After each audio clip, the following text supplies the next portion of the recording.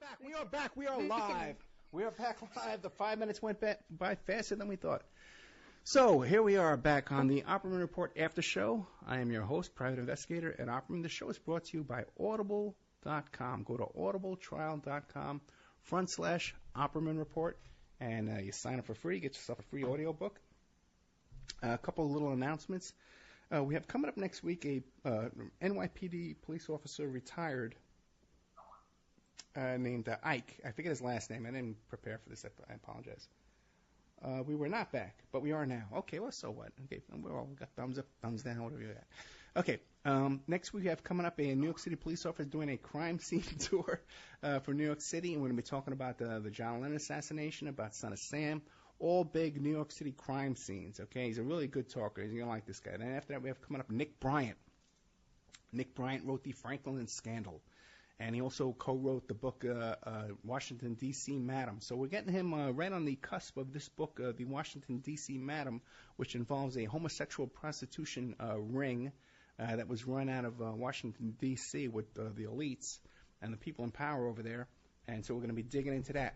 Got a lot of that stuff I'm working on, guys, okay, that we really need your support, okay? We need your donations. We need your support to really get going on the kind of stuff we want to do. We have sources in the Jeffrey McDonald case, okay? We got his wife. We got Jeffrey from prison. We got Alan Dershowitz. We got Cyril Wecht. We got Barry Scheck. We have the brother of the woman in the floppy hat, okay? People familiar with that story. We are tuned in and keyed in with the key players in that story. We're going to do a pre-recorded show on that. We're going to produce that and get that going. We got another one we can do on the West Memphis 3. We are keyed in on all the players on that story, okay? What do you call the John Lennon assassination, okay? We can do that story. Another one we're working on is Ted Gunderson, okay? We're in touch with people who lived with Ted Gunderson, about a half dozen people lived with Ted Gunderson at this point, you know. We can do all these stories for you. We can bring you information and stories that no one else is bringing you. Real information, real stories, not this fantasy world and all this garbage and lies and BS that people are putting out. We're trying to bring you the real stuff. We cannot do this without funding. We need your donations. We didn't get a donation all night, okay? And I kind of count on Friday nights we get some money comes in. You can go to the PayPal account, oppermanreport@gmail.com. Another thing you can do is if you have a business or a website or an event that you want to sponsor and promote, contact me at oppermanreport@gmail.com, and we can put your ad on here. Tonight we're like number 4, number 5 on TalkStream Live. We were bigger than Glenn Beck and Sean Hannity tonight. We beat them both. We beat the great Alex Jones. We beat him tonight. So if you want your ad, your business, your website promoted in front of a lot of people, a lot more than Alex Jones tonight, okay? We can do that for you, okay? And we'll promote the hell out of you, like infinityhomeplans.com. Mike Ray from Parlay. And we're also joined by Ann Francis. Ann, why don't you tell us, you want to plug your business there, Ann? No? No. Okay. All right. I'm good. Okay, we're all good. Oh, boy. So, hey, can I just say something? No, Mike. I'm turning off your mic, Mike. You've said enough today. Go ahead, Mike. What do you have to say?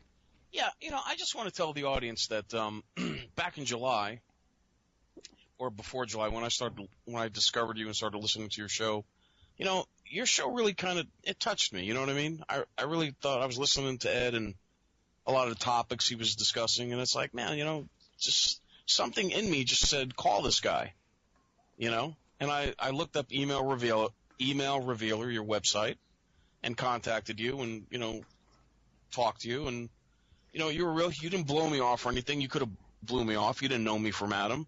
You talked to me like I was a human being. And in talking to you, I wanted to sponsor your show, And Ed needs help.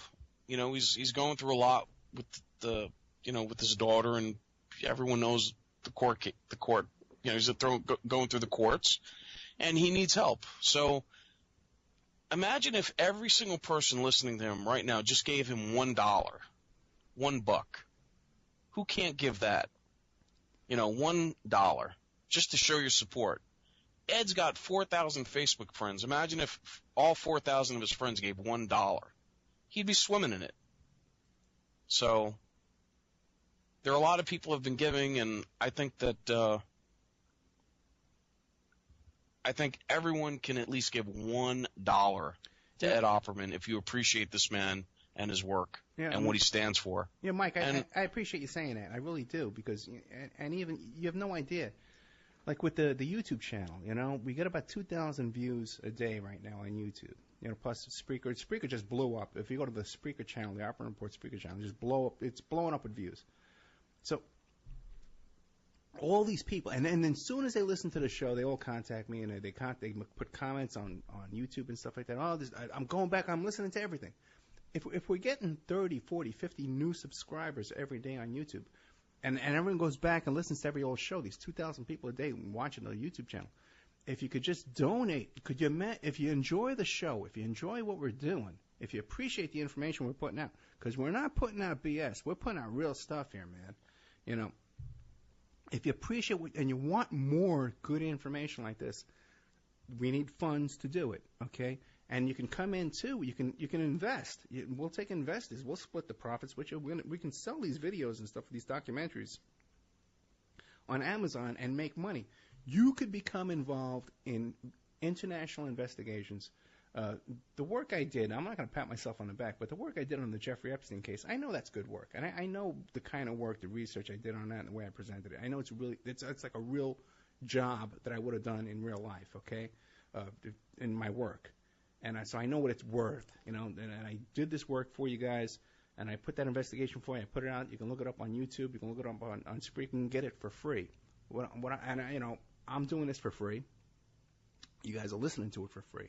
And what I'm asking you is that we all partner in together on this, and let's really build something together, okay? And it's not just me, And by the way, too, I got to thank Ann publicly, because Ann pulled out money out of her own pocket to get this mic going, to get Spreaker going.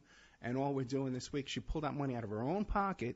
She's not getting paid to do this. This woman puts in 30, 40, 50 hours a week, work. Mike Gray, he's not getting paid for this. He gets a plug, he gets an ad. But he's donating his time and his money and his efforts, and he helps produce the show and stuff like that. Keith Davis, my producer, who helps us book these guests and stuff like that. And I would say about a good 50, 60% of all the guests we've had on this show, we've gotten through Keith Davis. Some big shot producer out there should hire this guy because he's a gold mine.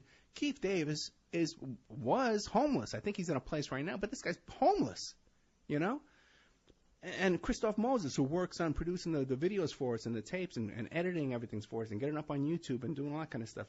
This is not a rich man. It's a man who has a medical condition, as an artist, and these all creative, artistic, talented people we're surrounded with here. We got a really great team. What we need is, and there's got to be somebody out there right now with $1 million that can say, boy, I want to be involved in investigating Ted Gunderson and come out with the real story and finding out what's behind Ted Gunderson. The guy was COINTELPRO. The guy was behind the attacks on the Black Panther Party. Then he was involved in the Patriot movement. He was in doing this, doing that. Don't you want to know what really went on with this guy? We can talk to the people that know him, the people that lived with him. We can find out. We have these contacts. Plus, you got a professional here. I hate to, pat myself on the back, but I am a professional. I'm a professional investigator. I'm not some quack who gets on the radio and starts yammering. Of course, we have fun here and we joke around. But I have the experience to do these kind of investigations and put these stories out here and document them for you, and then we get them historically on the record. So that's what we're trying to do, and we really do need your help. We need support. So if somebody out there wants to really get involved, with us here on the ground floor and really help us build this thing out, it's what could be done. Because we got a ton of people out there that understand the niche that we're working on. We're not hyping you. We're not BSing you. We're not doing wacky stuff, vibrational frequencies. Okay, I'm not asking you, what do you call, I'm not saying, hey, I'll do a reading for you. You know what I mean? Let me do a tarot card reading for you. We could be such jerks, and say, okay, we're going to do tarot card readings for you, which is, some of these people do with this kind of stuff. But it's not what we're doing. We're trying to bring you real truth and real reality and real hard work, investigative work. And to do this, we need funds. So you can sponsor the show with an ad if you have a business. If you want to get in the ground floor, you want a piece of these videos we're trying to put out, we'll work out a deal with you. If you just want to make a donation, let me tell you something. Every little donation that we get, okay, let me tell you something. Every donation, okay, whether it's $1, $5, $10, every donation we get is encouraging to me and makes me want to work for you, okay? Because, this is a job, this is a full-time job for all of us that we're all doing here and trying to get an idea for you. But, Mike, tell us more about Parlay. Well, it debuts March 12th with Sean David Morton, and then on the March 26th is the Sandy Hook show. And I chose the date to 26th because they keep saying 26 victims, so March 26th will be the Sandy Hook show. Very good. Who else got lined up? Gerald Clark and Joe DeToma. Oh, Joe DeToma is a great guy. Good old, Joe DeToma has agreed to come on. Very good. Who else? I can definitely endorse Joe DeToma. I know him. And he's written the book, The Cult of the Black Sun. Right. And this guy knows his work. He's a fellow Bronx boy like myself. So we probably got into a fight one time in our lives. We probably don't remember each other. He's an amateur boxer, too. The guy was an amateur boxer as a kid. Oh, I didn't know that. Oh, yeah. Joe's a cool guy. Yeah. Yeah, Joe, the first time I heard him talking, yeah. We'll talk about whatever he wants to talk about, Yeah. I'll let him talk, and I'll just, follow his lead. That's a cool thing. I mean, if he wants to talk about his book or, his life in Staten Island growing up or Brooklyn, wherever he grew up. The Bronx. The Bronx. Yeah. No, he's a good guy. So how about you, Ann? Anything you want to add tonight? I guess not. It's weird and echoey. Sorry. Ann has a delay because she lives up on a mountain. No, this is on you. You guys are like... No, not at all. It's different. How's it sound on speaker? Huh, okay. Okay. There's a little bit of a feedback echo, I think. Really? Yeah, just a little. Okay. That I can hear. Yeah. How long We're do you want working it out, though. How long do you want to do the after show? You want to go? Got another 30 minutes. Okay. One of the things we're doing, we are making progress here. Over the past week, thanks to a donation from Ann, we were able to get the laptop up and running so I can split up my resources. I don't know if you guys have noticed, but over the past few weeks when I'm on the broadcasting through the computer and I look up something or I answer an email or something like that on the computer, it slows down, it buffers, it messes up the audio. So now we have two, we have the laptop going, we have the computer going, and we're live tonight on Spreaker for the first time since we had Hart Fisher on, which was a long time ago. So we're live broadcasting our own studio here at our secret location here in Henderson, Nevada, from our own broadcast studio high atop Henderson Mountain, you might say. And and by the way, too, right? Oh, get this. Oh, slowly I turn. Okay. Right after this show broadcast tonight, within minutes, guess what? It's going to be live. It's going to be up on YouTube. It's going to be on iHeart, and it's going to be on Spreaker automatically. So all you people who love to email me saying, when's it going to be up? When's it going to be up? When's it going to be up? If I had $1 from everybody who emails me during the week and says, when's it going to be up, we'd have no problems. We'd be doing MTV. We could have the MTV studios, okay? So all you people, you have to think of a new reason to come up and email me during the week. But I love you all. Trust me, I love you. All right. Yeah, no, we're making progress. progress. Yeah, that's a big hurdle. Yeah, we're making huge progress. With the audio quality and all this kind of stuff. Well, the independence is what we're going for. Yeah, we have more control over everything because you have no idea. A lot of people come on the air and they talk about, the NSA is interfering with our Skype, and the NSA is doing this and they're doing. But we're being attacked here, guys. Okay, this show is under attack. There are several forces trying to sabotage the show, and it's not some mysterious forces that we don't know who they are. We know exactly who's doing it and what's behind it, and it's because of our political views and our outspokenness and stuff like that. But there's definitely many forces out there trying to sabotage us and shut us up, and would love us to go away and love to minimize what we're trying to get across. We're reaching a lot of people who understand what we're trying to do, and that's great, you know. And like I said, I think the thing we're doing here that we got going on for us here is the honesty, and we're really trying to put out real information. And if someone comes on, you know, and they're a little wacky and they're a little full of it, and we're worried about them, okay, I think you can kind of get that hint, you know, when we bring somebody on or something, and we're a little concerned about what they're bringing you. You know, I'll ask them tough questions, I think, right? Oh, yeah. Yeah. Oh, yeah. Yeah. That's the best we can do. And what about Pinckney? Did you spoke to Reverend Pinckney today? the Pinckney? Yeah, the Reverend Pinckney interview is up. It's on YouTube. It's on Spreaker.com, the Opperman Report Spreaker channel. I spoke to Pinckney today. He sounds in good spirits, but then again, not, you know, listen, reality's starting to set in for him, you know, because it's a tough life in prison. There's no doubt about that. He's not in a country club prison at all. This is a man who's 66 years old.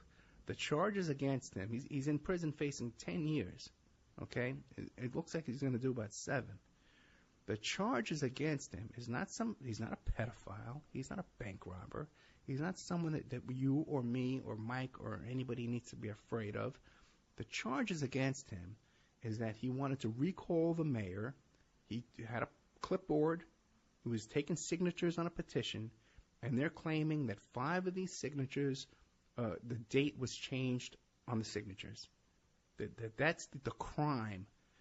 That is the crime that has this man in prison now for 10 years. And not a nice prison either, okay? He went up against a boss hog type mayor. And worse than that, man, you know, yeah. So he's a political, this is the definition. And the cops went along with it. It's unbelievable. Oh, I mean, what's happening in this country is just, it's disgusting. He's a political And how the prisoner. cops, a lot of the police act, it's despicable. I hear you, man. You know, we were talking about this with Dave tonight. You know, the hammer's coming down on all of us, guys. You know, and, you know, I used to, brother, the hammer's coming down on every one of us, okay? You know, and I can see myself, you know, winding up like the Reverend Pinckney, man, 10 years from now, being 65 years old or whatever, 63 years old, and sitting in a prison, okay? And I can see it happening. We got to resist what's going on out there. Now, with the Reverend, his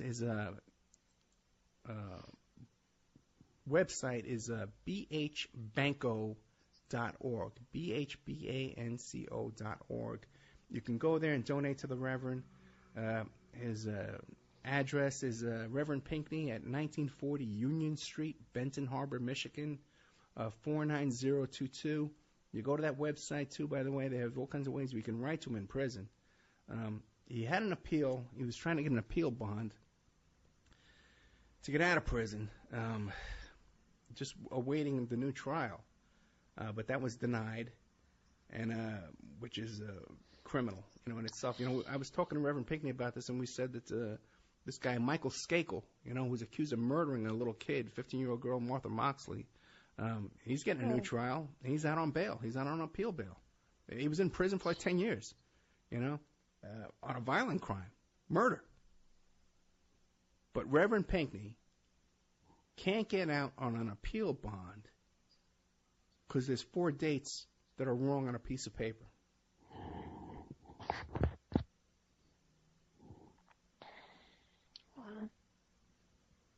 What's her face?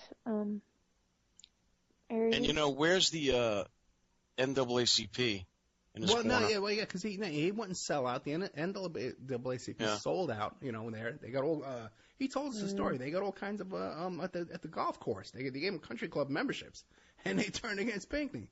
You know, but he does have a team. You know, I'm trying to help out as much as I can with advice with his team. He has a legal team now that's helping him out that seems to be pretty good. So I got some more information on them that I have to put out there. And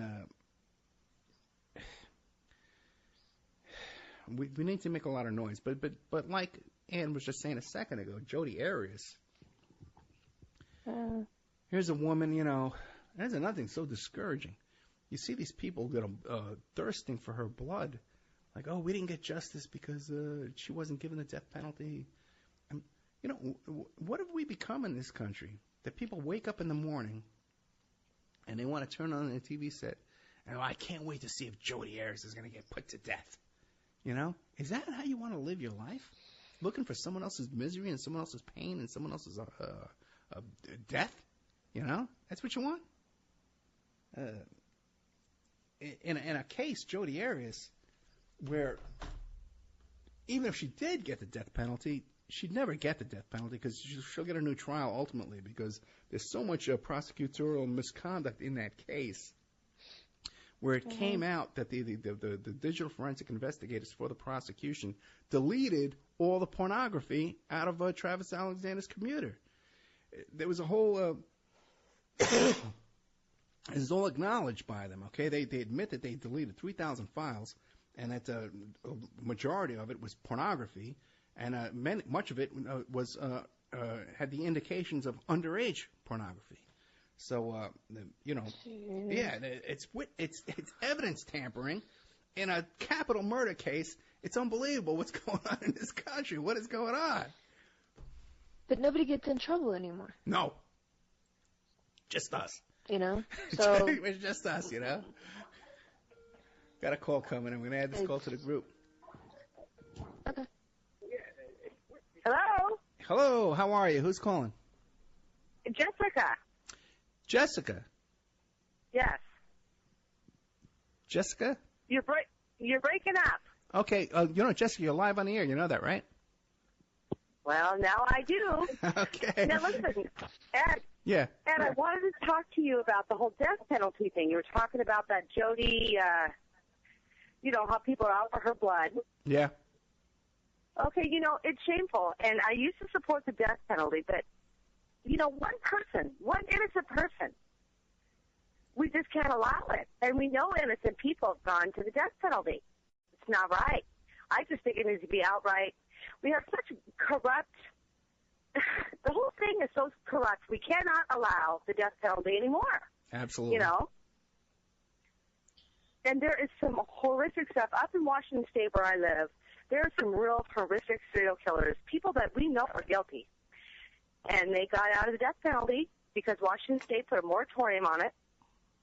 But it has to be that way, unfortunately. And I feel sorry for these people's families. They feel they want the death penalty. But one person who's innocent gets put to death? No. Unacceptable. Well, listen. Yeah, listen. I would have to be an idiot, okay, to say I want to give the state the right to kill me. Okay, because let's face it. There's a chance I'm going to kill somebody before my time is up. Okay, there's a good chance. That's why I'll never visit you, Ed. There's a good chance I'll be facing murder charges one day. Okay, so I don't want to give the state the right to kill me. I don't want to give them any benefit over me. What are you, out of your mind? But most people identify with the state and the police, and they're thinking, oh, if I'm ever a victim of a crime, the state and the prosecutor, they're all going to, and the police, they're going to protect me and they're going to come to my aid. But that's not the case. Because yeah, it's not the family who gets to mete out the justice. Exactly. See, that's the way people want to think. I know if somebody was to do something so bad, dirty to my family like that, if it was me being able to mete out the justice, like way back in the old days, but see, that's not the case, and we shouldn't allow the state authority to kill anybody. Listen, the family has no a position in court whatsoever. It's the victim and the defendant and the prosecutor and the defense. The family. Who cares about the family? What if your family doesn't like you? What if my family doesn't like me and they want me to get the death penalty? Then the prosecution would say, well, okay, the family wants him dead. Are you out of your mind? The family doesn't matter. It sounds cold and hard, but that's what the that's what the law is. Yeah.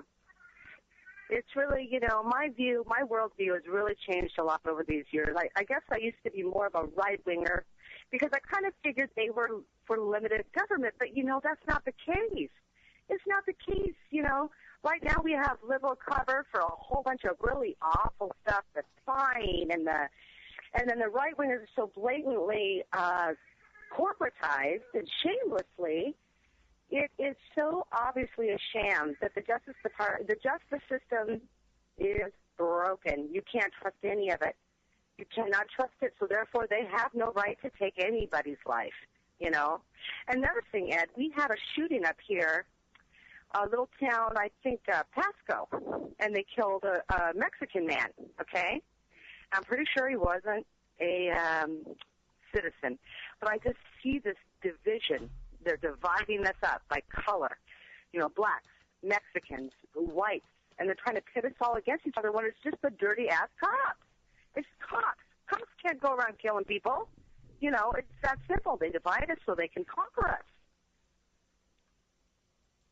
Yeah, I hear you, and I'm doing a show coming up Sunday morning on the ignorance equation on Blog Talk Radio, and we're going to be talking about these recent police shootings and all this the police abuse. And I'm telling you, yeah. I'm going to be on there with there's other people going to be on there with me, and they're going to be defending these cops and saying, "Well, you just do what you're told. You won't get hurt. All you have to do is follow orders." No. Yeah, No, see, you know, there's a huge issue with that. Oh, go ahead. Sorry. Oh, no, go ahead. Well, I just, you know, the thing is, I can so obviously it's scripted. This whole dividing everybody against each other. Like, oh, he wasn't a citizen, so therefore he should be. It's okay that he was shot and killed, even though he was not armed. He was running away. You know, see, people need to realize that the cops are just doubling down.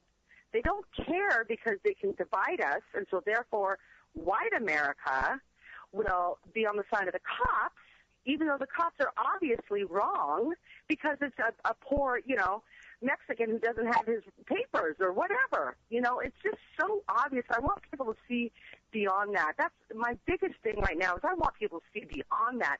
We have to know we have to stand together as Americans and people who we don't live like that. That's not our world. You know, we can't allow it to happen. And it doesn't matter about race or anything.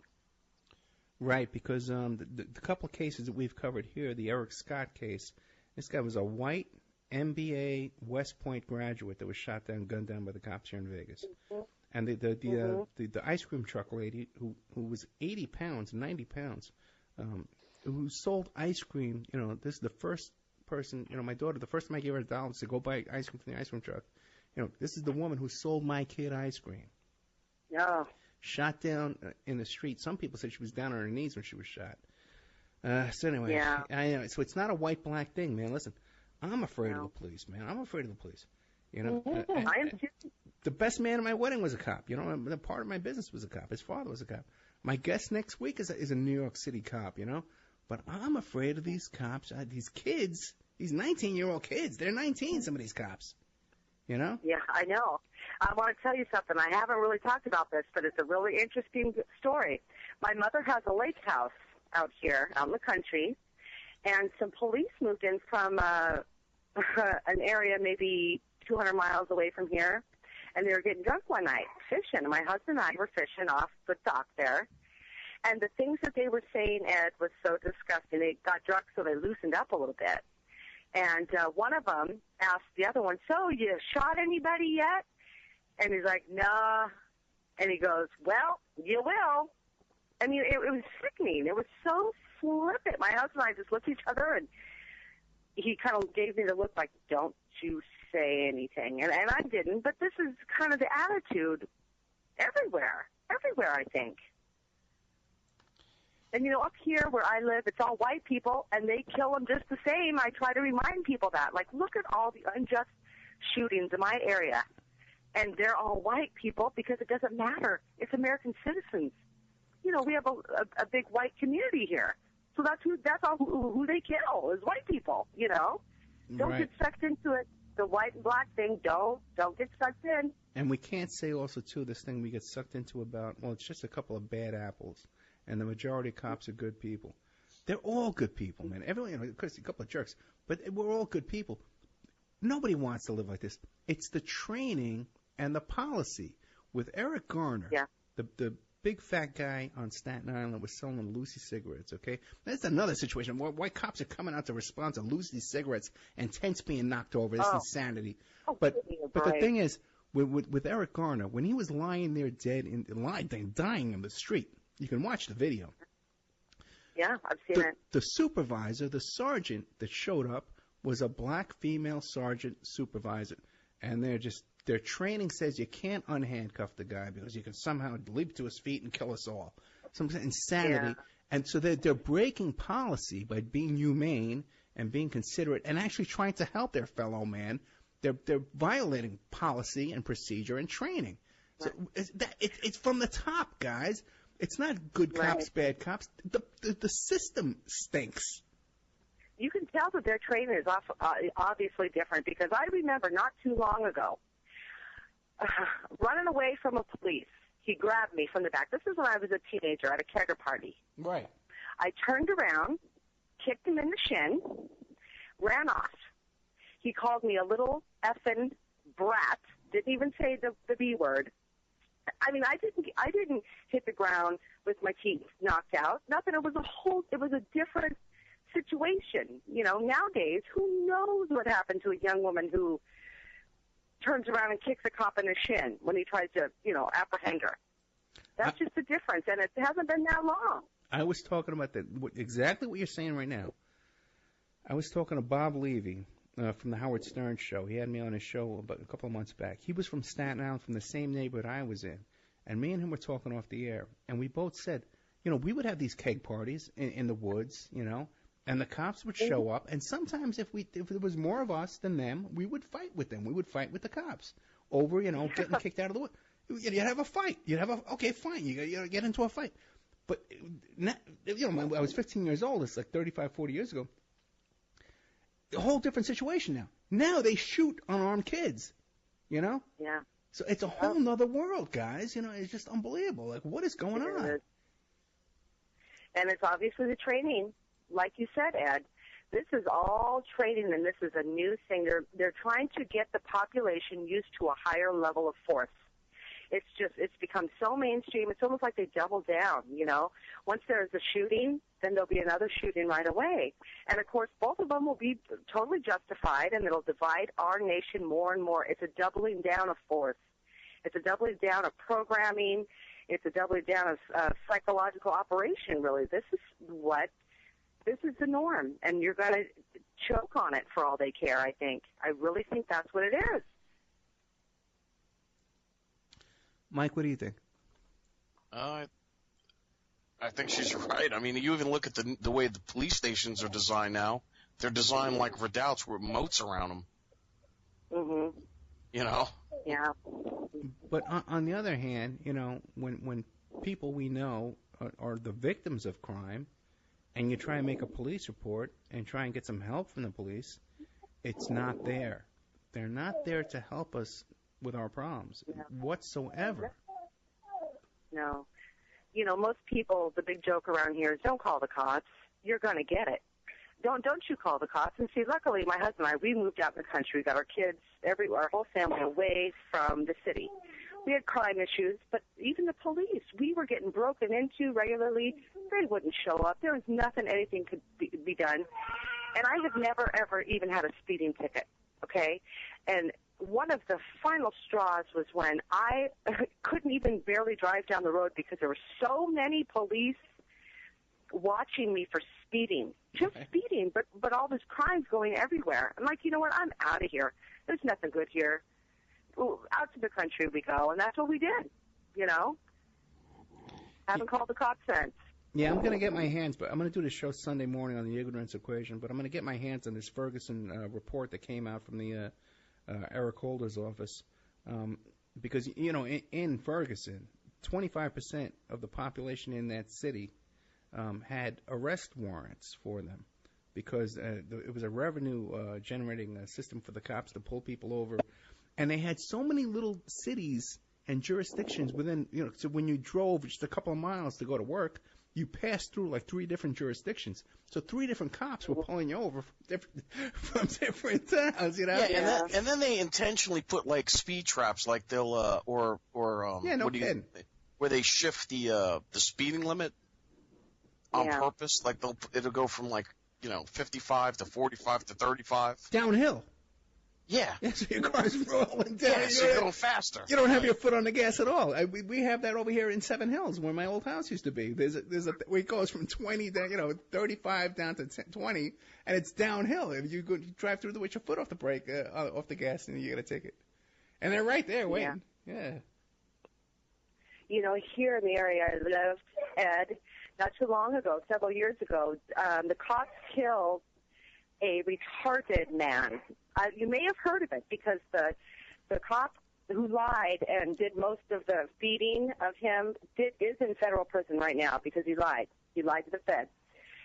But one thing that made me so sick, and you're going to find this interesting, is that at this particular officer's sentencing, in front of the poor retarded man's family, all of his comrades, the police officers who are serving now, stood up and saluted him as he was taken into custody after his sentencing. They all stood up and saluted him, even after he'd been found guilty of lying. It's behavior like that. Like, how dare you? This poor retarded man's family is sitting right here. And they all stood up and saluted him, Ed. And that's the police department here in the city, next to the city I live. Well, did you see that case in Texas where this guy was at a restaurant in the day and he was on his cell phone talking real loud, and a SWAT team commander got out of his car to go to the restaurant, and he heard the guy talking loud on the phone and just said something. They exchanged insults, I guess, and the cop just took his fist and bam, hit him so hard, knocked him into a coma, and then he just took off and ran. Yeah. Did you see I believe it. No, I haven't seen that, and I've seen a whole lot of them. I keep my finger on the pulse of those things because this makes me sick. I've got kids. We're a normal family, and we have to worry about that. It's sickening, but I do. Well, you know what? You guys... And cops should be drug tested for steroids. Steroids, and testosterone shots, and GH. They should not be allowed to take that. No, well, you know what, Mike? It's part of their medical plan. They can't, if they can show that they have a testosterone deficiency, they can get the testosterone shots, and it's covered under the medical. Okay, that's a whole other story. Okay, because they all do it. But let me tell you something. They say that causes cancer, right? Well, that's something new. I kind of like it myself. But the thing is, oh, really? Oh, that's good stuff, man. But the thing is, I can't afford it now, but it's really, you love it. Well, what does it cost? It's like $200 a month. Oh. But I met a guy though once at the gym. He told me, he goes, nah. I got a guy here. I meet him in the bathroom, and he meets me in the handicap stall, and he shoots me in the butt. And he gets so cheap, But there's a lot of, you have to get your levels checked and stuff like that. But anyway, what I was going to say is, you're talking about how this police abuse. In my case, when we did the congressional investigation into Secret Service misbehavior, there was an incident where a Secret Service agent had a dispute with his wife over their kid, and he went to the daycare center in complete SWAT outfit with a machine gun to pick up his kid. No arrest, no charges, no nothing.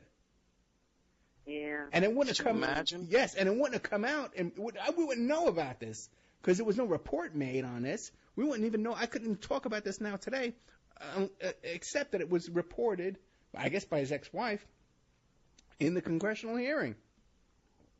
Yeah. What's funny is when you go to Canada, the Canadians have to have their gun in like a compartment with a flap, right? It used to be that way. I don't know if it's like that, but you wouldn't even see a gun in Canada.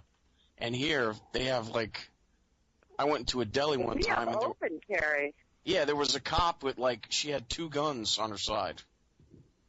2 guns. Well, anybody can walk around with a gun where I live, on their hip, on their leg, if it's out in the open. Anyone. I mean, as long as you're not a felon, you know. And we see that quite a bit up here where I live in the Pacific Northwest. Well, as long as they're as long as they're citizens and they're not felons. I mean. Right. Yeah. I mean, felons aren't supposed to, but we all know, they get them anyway, so who knows. But if a felon's not going to walk around with it strapped on their legs, a felon's going to have it hidden, So I don't know. But anyway, Ed, thanks for chatting me up. I had to start talking about the death penalty. And then, of course, the dirty cops, because we have them so bad up here. Actually, the area I live in, I'll just tell you, is Spokane, Washington. And if you ever want a good read, read up about the terrible abuses that's been going on here up in this area. It's really bad, but, it's probably no different than every other city in the country, It's unfortunate, but people better wake up. It's us versus them. It's not us versus us. We have to unite. We can't separate and fight each other. That's my message. That's what I want to say. I think a lot of people are awake, and especially when you're just walking around in public in the street, 7-Eleven, that kind of stuff like that. Everyone has the same beef. But it's the small minority who have this mom and apple pie and baseball, and the cops are the good guys and they're here to protect us. Oh, and they're doing such a difficult job. That's really the small minority of people who believe that way right now. But I just think I don't know. I see a lot of it up here. Yeah, really. You really. It's it's kind of a conservative area, and if you're against the cops, it's anathema, or it's like being against the troops, or it's so programmed, Yeah. And they do it. It's divide and conquer. They do it by race. You name it, Ed. Every way to divide us, they do it, and a lot of people up here fall for it, unfortunately. Well, when you look, the topic of the show tonight was this moon hoax, so the propaganda machine that they have to be working against this, man, the evidence breaking down. Know what, Mike? I don't think so, man. I think it is. I think it's always been the same percentage of people who are tuned in and see what's going on and know what's up, as far as all that. I don't think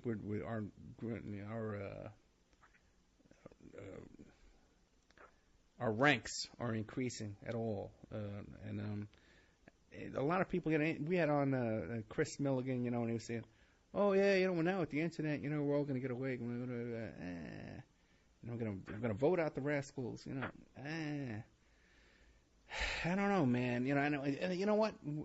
Well, they're talking about nationalizing the Fed. Give me a break. They're talking about auditing and nationalizing the Fed. That's a big deal. Okay, good luck with that. All right. Okay, Dave McGowan, our guest tonight, okay, the author of Weird Scenes Inside the Canyon and Understanding the F Word and Program to Kill. This guy's tuned in, okay, and I can understand. I see where he's coming from. A lot of people understand this guy's research and where he's come from. And if you notice tonight when he called in, he was kind of really feeling the same way I'm feeling right now. Very discouraged, at these police shootings. The Boston bombing thing this whole criminal trial is just such a hoax and a whitewash. I'm not even following it. I didn't even know it was on, to tell you the truth, man. I just saw his post about it. And it's all made up. Yeah, and it is. Oh wait, now are you willing to acknowledge that the Boston bombing was completely fake and all? Nobody died, nobody got hurt. Well, I don't know, man. I know that the two cops getting thrown out of a helicopter. That's they really died, probably. Yeah. The guy who got shot, the uncle who has, it's, by the way, I just want to point out, it's a crime to out someone who's a CIA agent. So that, when I'm watching this thing on TV and I watch this uncle and I look up his background, it makes me wonder about things. So, when you got that, there's just so much crap in that story. But then again, there's a lot of BS stuff with the Kraft guys, walking around. I think that was pretty innocuous. And keep in mind, too, there's a Chris Kyle link, because Chris Kyle was a founding member of Kraft.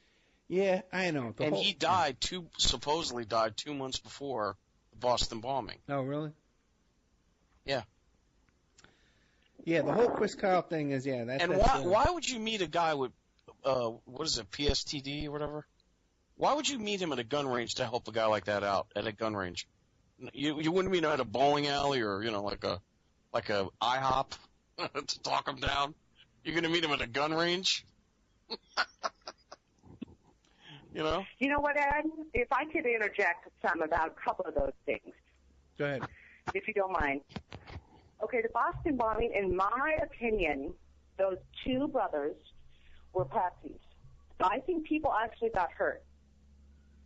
I think they do. I think they did, but I think that those boys thought they were part of a drill or a dry run or something like that, because you know how that friend was murdered, shot 7 times in the top of the head or something crazy? Obvious cover-up. They were involved in something they had no idea. The CIA had big plans for them. That's what I think on the Boston bombing. I mean, I think the carnage is real. Some of it, anyway. Okay. Now, it looks like there's a lot of fake blood and a lot of fake stuff in that Boston bombing thing, yeah. All that was like pyrotechnics, Hollywood pyrotechnics, and with a percussion blast, and all those victims were there, and then they got down, and you could see them on film ripping their clothes or pulling their pants off, and it was all Hollywood. And they have fake blood. They put fake blood on them. Yeah. And the amputees, they had no legs to begin with. They had no legs, and then they... Yeah, if you have your legs blown off, you're in treatment, for like a year. Yeah. You're in recovery for like a year. You're not, you're all swollen, your body's all messed up. So for these guys to be smiling and doing interviews... 1 month later. Yeah, a month later, later. That's insanity. Yeah, that's crazy. Yeah. Now, as far as the sniper killing, I think that guy who killed him was under my control. It's just so weird. The whole thing is so bizarre. Yeah, I think they did pile in on purpose. Somebody had him killed, is what I think. That's my opinion. It's been my opinion since the first time I heard that even happened. Well, the fact that they don't even mention this guy was involved with a mercenary group at all, and nothing, it's not in the movie, it's not in the trial, it's nowhere. And the wife gets on there on the stand, like she runs the place. There's a lot of weird stuff with that trial for sure. Listen, we're getting down to the end of the show. We're going to be dropping the after show. We're going to be losing Awake Radio, and I might record some stuff if you want to go a little further, guys. But we'll be losing iHeart too. We won't be live on iHeart or Spreaker as well too, because we only have 90 minutes.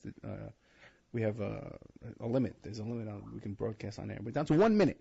Next week we have coming up. I want to thank Dave McGowan. Okay, the author of Weird Scenes Inside the Canyon and Program to Kill and Understanding the F Word.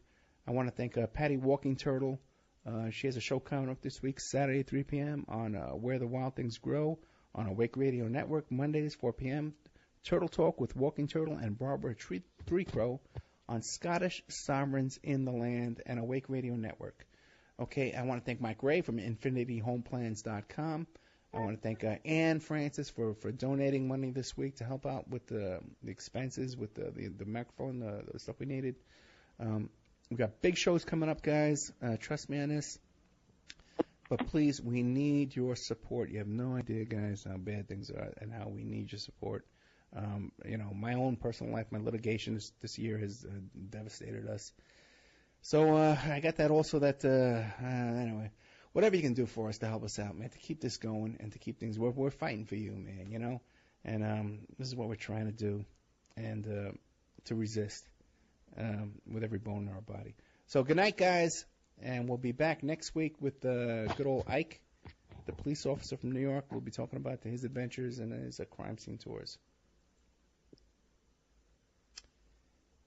And so we'll drop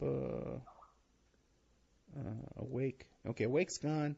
We're still, you know what? I think we're still broadcasting on. Yeah, we are. We're still on Spreaker. You guys want to keep going? There goes Patty Walking Turtle.